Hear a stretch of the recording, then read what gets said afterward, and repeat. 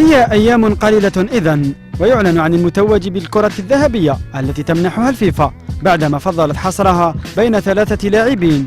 يتقدمهم المتوج بها العام الماضي البرتغالي كريستيانو رونالدو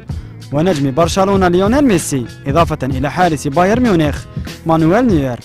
هناك في مدريد انتقلت حمى الكلاسيكو إلى جائزة أفضل لاعب في العالم في ظل تدعيم إدارة الميرينجي وأنصار الملكي للدون كريستيانو رونالدو، واعتبارها قضية مبدأ كيف لا، واللاعب قد ساهم في تتويج الريال برابطة أبطال أوروبا بعدما أصبحت العاشرة حلما تحقق، إضافة إلى تتويجه بجائزة أفضل هداف للدوريات الأوروبية مناصفة مع لاعبي ليفربول سابقا وبرشلونة حاليا لويس سواريز، الشيء الذي يمنحه الأفضلية على حساب صاحب أكبر عدد من التتويجات الجماعية والفردية ابن روزاريو العائد من فترة فراغ رهيبة مر بها جعلته مادة دسمة لوسائل الإعلام العالمية.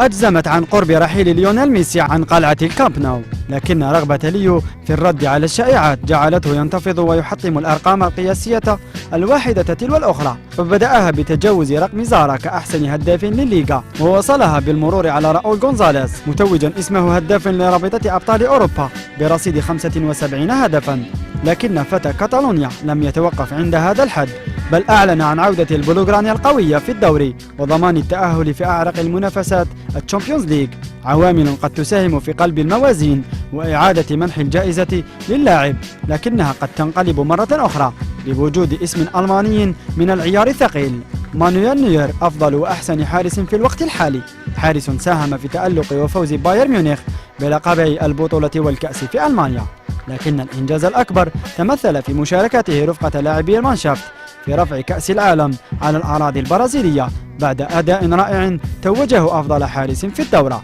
معطيات وإن كانت في صف أي واحد من المرشحين الثلاثة للفوز بالكرة الذهبية، إلا أن التصويت وعوامل أخرى إضافة إلى ما تبقى من وقت للعب مباريات مع الأندية قد ترجح كفة نجم واحد وتزيد من حظوظه في الظفر باللقب في سهرة كروية رائعة.